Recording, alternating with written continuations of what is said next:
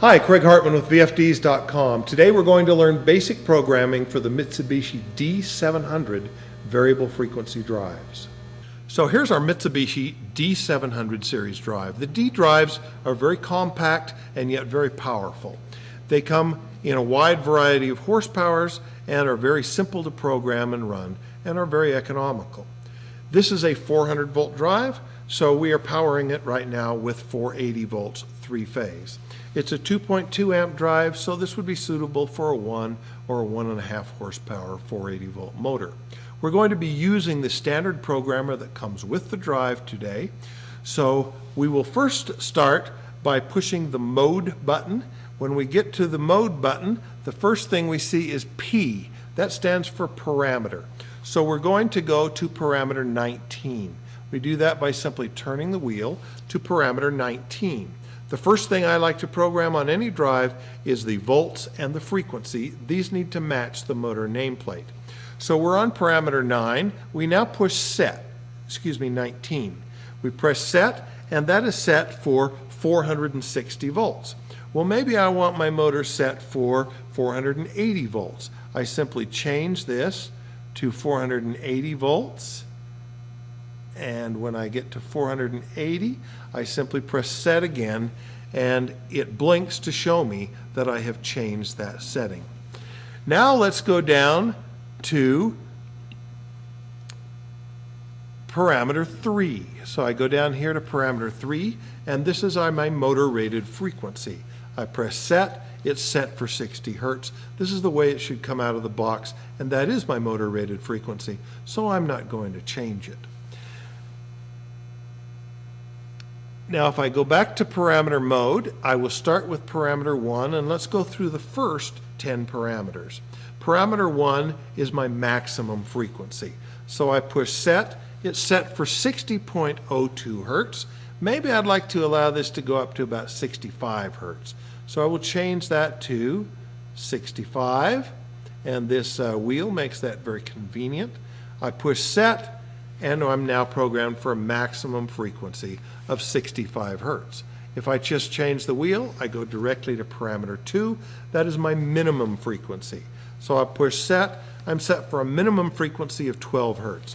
Well, I've got a pump that I don't want to go any slower than 30 hertz, so I'll simply change this. The faster I change it, the faster it goes. And I'll get this to about 30 hertz, and then press set again. And I have now programmed my minimum frequency for 30 hertz. No matter what I tell the drive to do, it will run no slower than 30 hertz. I turn the wheel again, and we go to parameter 3. That was our motor rated frequency. We've already set that. Here's parameters 4, 5, and 6. Those are preset speeds. If you'd like to run the drive at certain preset speeds, you may want to set one of those. Typically, we're going to run the drive on an analog input, or we're going to run through the keypad, so we won't need to set those. Now let's go to parameter 7. This is the drive acceleration time. I push set, and my acceleration time is 15 seconds. Well, I'd like this small motor to accelerate in 5 seconds, so I'll change that to 5 seconds, press set, and now it will accelerate from 0 to 60 hertz in 5 seconds. My next parameter is parameter 8. That's my deceleration time. I don't want to slow down too fast, so I'm going to change my deceleration time up to about 30 hertz. So let me change this to 30 hertz. I press set again, and it will now slow down from 60 hertz to 0 in 30 seconds. And finally, parameter 9 is my motor nameplate amperage. So my motor full load amps on this motor is 1.7 amps. So I will simply change that down here to 1.7 amps. And knowing that, the drive will now be able to protect my motor from overloads. So let's go ahead and run this drive. The first thing I want to do is make sure that I'm in the proper mode. Parameter unit allows me to run from the keypad. External allows me to run from different inputs. So if I push this, you can see that I'm in parameter unit mode. Push it again, I'm in external mode, and I want to be in parameter unit mode, so I'm going to toggle that back to parameter unit mode. Then I will take this and set a frequency. I'm going to set 60 hertz.